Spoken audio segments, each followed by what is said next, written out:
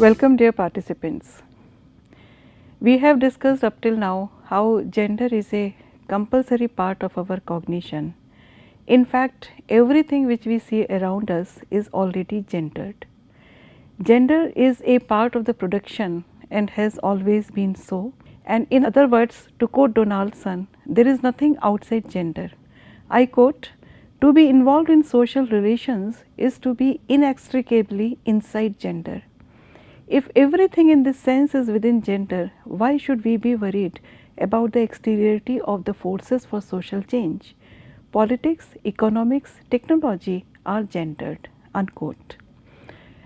It is the pervasive presence of gender as a critical aspect, as a critical perspective, has encouraged critics to think about not only femininity as a culture construct, but also about masculinity as being essentially a culture construct. The idea germinated that if women are a culture product, so are men, and as gender norms influence women's life, so do they influence the lives of men. So, the masculinities started with this idea. People had started to talk about men's studies or masculinity studies as early as 1970s, but it was established only in 1990s as an independent discipline, and people had to started to take it somewhat seriously. As you can imagine rightfully, it is an interdisciplinary discipline. It combines the insights of various fields, particularly the feminist studies, the gender studies, anthropology, sociology, history, political science, law, culture studies also. So, masculinity studies should not be seen as a repudiation of feminist or gender studies. In fact, it emerges in tandem with the development of gender studies, which was pivotal in challenging the binary of sex and gender, and to examine the ways in which gender, sex and sexuality are constructed socially and politically, influencing the lives not only of women but also of men. The contribution of gender studies as well as women's study in problematizing the category of gender has been tremendous. They had started by examining the material effects of gender on the experiences and identities of men, and therefore the traditional understanding of sex as a biological essentialist category was studied thoroughly in the context of women. However, it was thought that in the dyad of female and feminine and or versus male or masculine, it has to also examine the ways in which it influences and impacts the lives of men also. So, we find that when the characteristics and behavioral traits of a particular component of gender is influenced by culture, the traits and behavioral aspects of the other component would also be influenced by the culture. The patriarchy or the absence of patriarchy is going to influence every human being. Feminists had also started to question literature as a cultural artifact, and they saw it with certain type of suspicion, and they felt that it is complicit with the regime of patriarchy which is oppressive for women and has been used as a tool to maintain the status quo. They had also started to talk about the forgotten traditions of writing by women as well as how women have always been viewed by the male version of situations. Feminist criticism has also exposed the way literature itself becomes a vehicle through which patriarchy perpetuates itself. For example, the projection of subordinate roles of women for women are constructed and they are disseminated for the emulation of the female reader through literary pieces, through popular literature, through TV shows, through cinema, etc. The critic is bound by what Paul Ricoeur, followed by Eve Sedgwick, has called the hermeneutics of suspicion. The aim of the critic is to detect, very much like a detective or a sleuth in a murder mystery, the deep structures of patriarchal thinking that are concealed in the fictional text. We may also question the need to study masculinity or why men's studies is relevant at all. Whereas women's studies had emphasized the material effects of gender on women and its connection to patriarchal forms of exploitation and oppression, masculinity studies simply extended the field by revealing in ways the gendering affects the identity and experiences of men as well as men. So, masculinity studies look at masculinity as being a provisional, fluid and socially constructed category that manifests differently across different time periods and cultures. So, masculinity studies should be seen as an important extension of feminist studies and an ally to it in a multifarious and continuously fluctuating relationship. Kimmel here argues that masculinity studies are not necessarily the reactionary defensive rage of the men's rights group, nor even the theologically informed nostalgic yearning for separate spheres of what he terms as promise keepers. He says that masculinity studies can be informed by a feminist project to interrogate different masculinities, whether real as in corporeal or imagined as in textual representations. Masculinity studies began by questioning the role of men in the society. They ask questions like whether all men have power, do they require power, etc., and they gradually move on to the presence of different kinds of masculinities and questioning how they are constructed and what exactly is their role. They look at the issues of different types of masculinities like toxic masculinity, hegemonic masculinity or protest masculinity, and how do these different types of masculinities inhibit men from engaging in certain forms of behaviors or desires. They also try to find out whether men like women have become victims of patriarchy, and they also look at issues related with heterosexuality and homophobia. So, these questionings were not possible only within the umbrella term of feminist studies or gender studies. So, we find that an independent studies of masculinities was very much the need. Even though there are various anxieties about the relevance and the scope of masculinity studies. So, many theorists within the feminist circle display certain skepticism towards it. So, they feel that the focus on man and masculinities is as an academic inquiry perhaps would derail the cause of feminism, which is to emphasize the ways in which women experience oppression and suppression within a sexist and patriarchal culture. They also believe that such a project would divert attention from the women's issues and problem of structural inequalities that women have to deal with. In general, their anxieties lie in the question that an emphasis on masculinities studies would derail the focus from issues which women's studies have raised from time to time. This is opposed and critically viewed not only by women in the women's studies circle, but critics in men's studies also opine that simply focusing on women's issues runs the danger of erasing the effects of normative masculinities on the psyche of men. They believe that since both femininities and masculinities are socially and culturally produced, they are both worthy of critical attention. And if one wants to understand the ways in which power hierarchies work, then one has to study not only women but also men. While the term masculinity has achieved a remarkable preeminence in today's critical scenario in the cultural landscape, so to say, the word masculinity has been in use only since the mid 18th century, originating from the Latin word masculines. However, by contrast, the terms manly and manliness were part of everyday vocabulary much earlier, and during the Victorian and Edwardian periods, they had come to establish a certain meaning. Manliness in these eras was to mean openly something which is not feminine, something which is more associated with what we can understand as physical strength, muscularity, physical trait, denial of luxury and endurance in the face of death and torment. Far from being given as a natural attribute, masculinity or manliness is now seen as being historically viable and subject to change within and across social groups. A major difference from feminist studies can also be seen in the sense that it is not male sexuality which is the focus normally, but masculinity per se, which, to paraphrase Dyer, is a bit like air.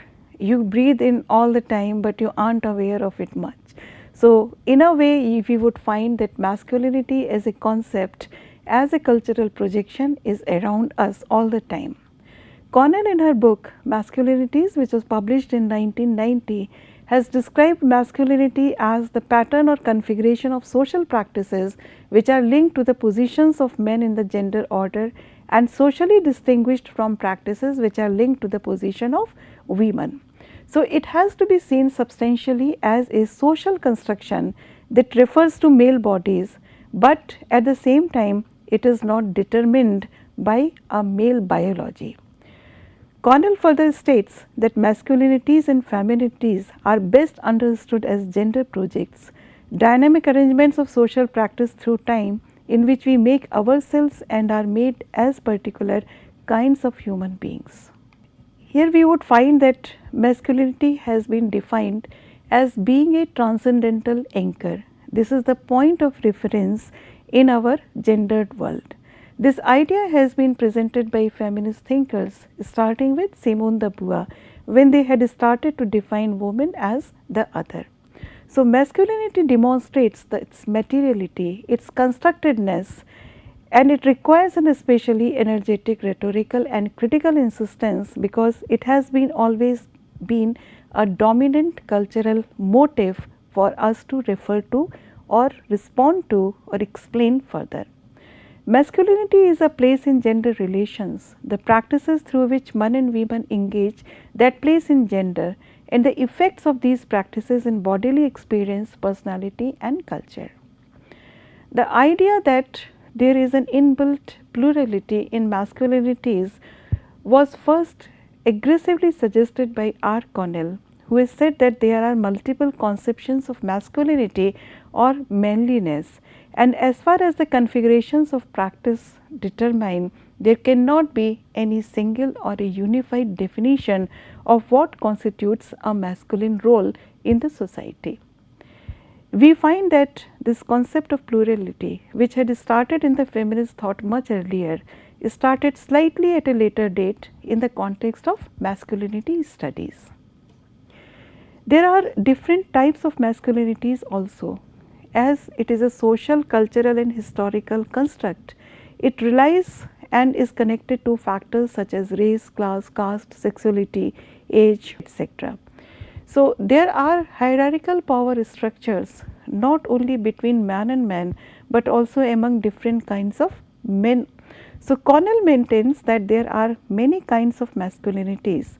However, it is suggested by Connell that there is always a particular hegemonic masculinity, a particular kind of masculinity which is superior to others at any given moment in every society. At the same time, this hegemonic masculinity is neither monolithic or static, rather it is the kind of masculinity that has a superior position. Connell also maintains that most men do not live in the model of hegemonic masculinity and that masculinity has internal contradictions and historical ruptures in the same way as femininity possesses. These different types of masculinities begin with the discussion of an ideal masculinity or hegemonic masculinity, which has normally a superior place in the gender hierarchy within men.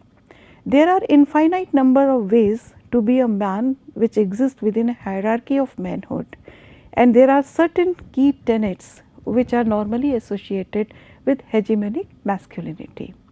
The first term is distancing oneself from femininity, and you would find that when we had studied the different ways in which the idea of gender is constructed, the different ways in which gender can be referred to as a technology, distancing oneself from femininity has always been a particular way of teaching a child what is a gender appropriate behavior.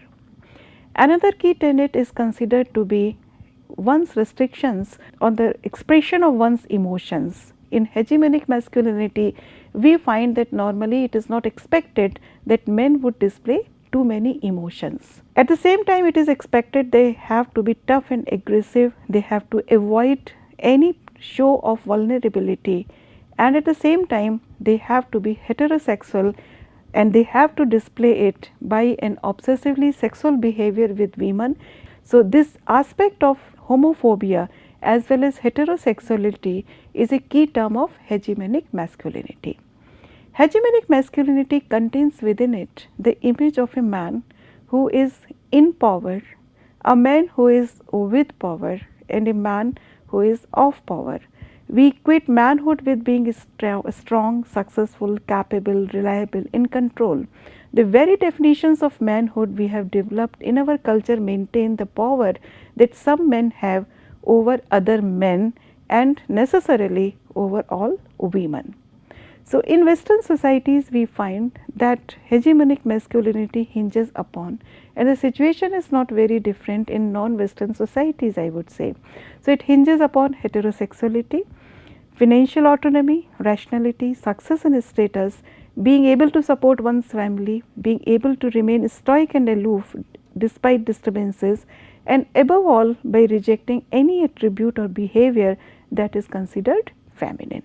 It is not so much an actual personality type or a real male character or a being, it is a set of prescriptive societal norms and rules that men are expected to follow. Critics suggest that hegemonic masculinity operates as an aspirational model or a goal rather than an actuality which is lived reality for most men.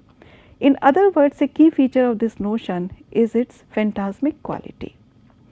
Donaldson has also argued that the ideals of hegemonic masculinities are readily available in our culture and culture artifacts. He said that they are found in fantasy characters, in different role models which are projected through history and culture, the film heroes, the heroes and protagonists in literary products, and they are normally constructed as larger than life figures. So, role models in terms of this particular type of masculinity, the hegemonic masculinity, are readily available in different types of cultural products. Heterosexuality and homophobia are the bedrock of hegemonic masculinity. In fact, the term hegemonic masculinity was invented and is used primarily to maintain its central focus in the critique of masculinity. A fundamental element of hegemonic masculinity then is that women exist as potential sexual objects only for men, while men are negated as sexual objects for men. So, that is heterosexuality. Women provide heterosexual men with sexual validation and men compete with each other for this. So, heterosexuality and homophobia go hand in hand as far as our understanding of hegemonic masculinity and related role models are concerned. Another type of masculinity which we normally look around is considered or named as toxic masculinity. Toxic because it is related with violence and aggression in relationships, a violence and aggression in relationships which is exactly harmful for other people, for the society and also for the perpetrators. So, toxic masculinity normally talks about those aspects of hegemonic masculinity which are socially destructive, such as extreme misogyny, extreme homophobia, greed, violent domination, etc. It often results in criminal behavior towards women and transgender. Protest masculinity is also a term to denote certain extreme forms of sex type behavior on the part of some males. Key to the concept of protest masculinity are high levels of physical aggression. It is definitely less than the toxic masculinity, but the protest masculinity profile is also proposed as including destructiveness, low tolerance for delay of gratification, petty crimes, drinking behavior and similar dispositions. A form of marginalized masculinity which appropriates some of the features of hegemonic masculinity in the society, but reconfigures them and reworks them in the context of deprivation and poverty is normally named as protest masculinity. In other words, we can understand that in terms of a distorted image of hegemonic form of masculinity in socially and economically dispossessed and underprivileged context, the behaviors of men who have limited power and therefore they are unable to derive and construct a sense of self-respect, a sense of hegemonic masculinity, because they have failed to achieve economic autonomy, they have failed to own a wealth or a property or education, and therefore they often indulge in a spectacular display of masculine protest to compensate for their fears, anxieties, inadequacies and feelings of powerlessness. Such display of masculinity can occur in the form of their aggressive behavior, sexual violence, domestic violence, criminal behavior, etc. However, when we compare it with toxic masculinities, we find that it remains to be a low-key affair. These acts become acceptable ways in the society of reaffirming their traditional manliness, and therefore they are in a way supported indirectly by the social norms. Metrosexual male is the term which we use for a male figure which has been created by the capitalist market economy. Over the years, the socio-cultural setup and related dynamics have changed, and metrosexual male is characterized by its meticulousness with regards to grooming and appearance. A person who spends a lot of time and money on shopping, on self-care, on manicure. So, let us say that the capitalist market economy, which started sales of, for example, in Indian context, fairness creams for men, has depended on the creation of the image of a metrosexual male. So, metrosexual male and related masculinity traits are often conceived to be a creation of a market driven capitalist economy. However, a new term has been suggested by Mark Simpson in the year 2014, and the term is spornosexual male. Mark Simpson, who is a journalist who has written extensively on masculinity, proposed that the era of metrosexual has been taken over by the spornosexual. Spornosexual combines the aesthetics of male beauties and derives from a combination of sports and porn. The spornosexual male spends also a lot of time in the gym, and his style also emphasizes musculature and tattooing.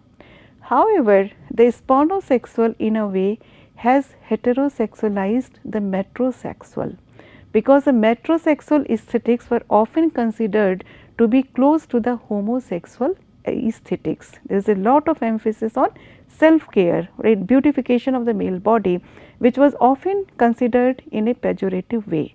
So, metrosexual was a pejorative adjective given that the social framework continues to remain homophobic. Spornosexuals on the other hand take pride in their body, spend a lot of time of gym, post their photos on the websites, etc., and thrive on heterosexuality. At the same time, masculinity studies feel that the experience of power for men is rather contradictory.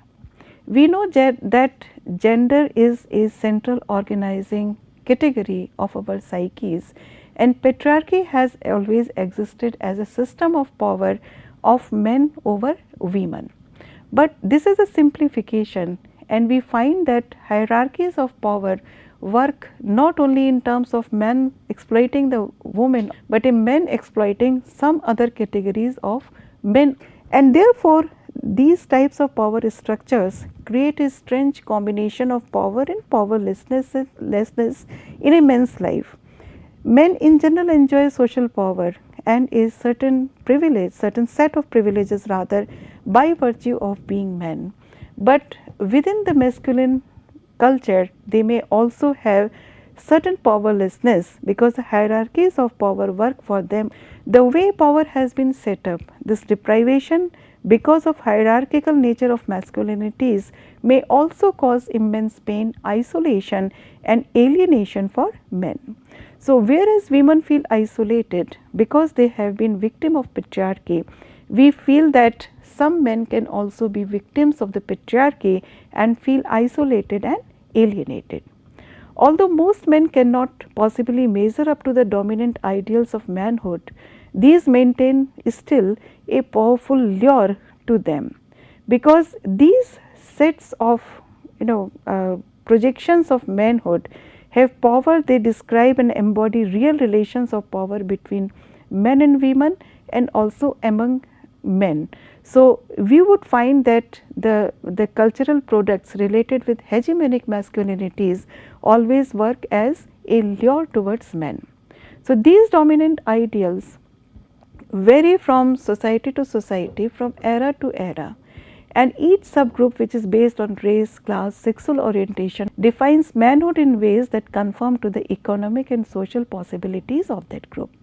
For example, part of the ideal of working class manhood among white North American men stresses physical skills and the ability to physically manipulate one's environment, while part of the ideal of their upper middle class counterparts stresses verbal skills and the ability to manipulate the environment through economic, social and political means.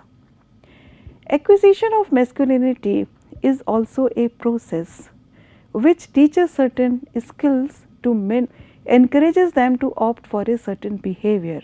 For example, it is expected that men would be able to suppress a range of emotions, needs and possibilities. For example, nurturing, showing empathy towards others, showing compassion to others, which are normally associated with being feminine.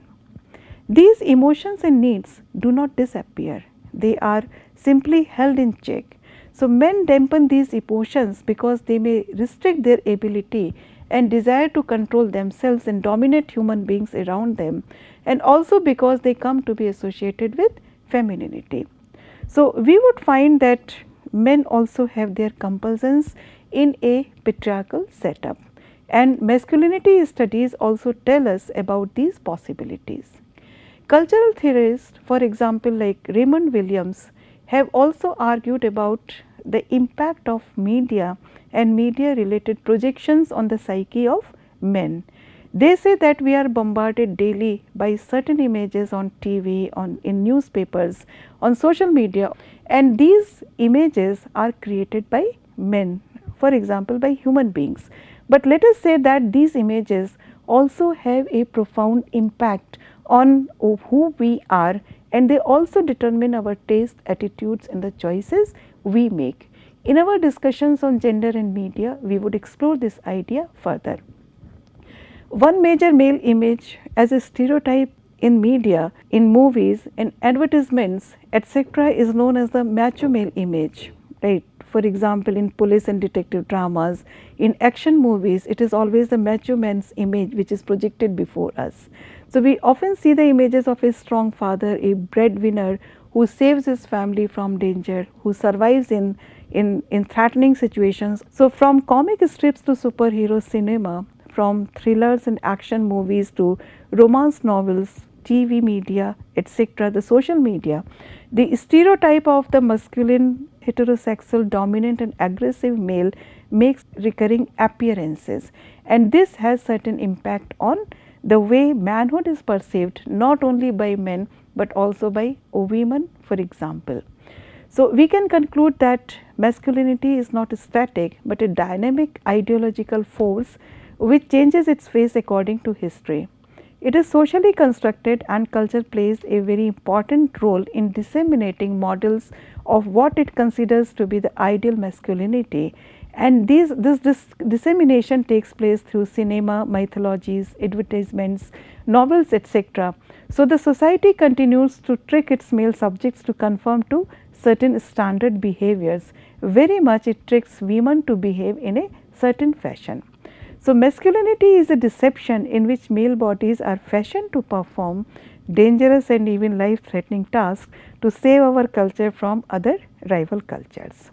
So, I would end my discussion on masculinities here. In the next module, we would be discussing how the queer studies have taken shape and how the media representation of gender reinforces our understanding of gender. Thank you.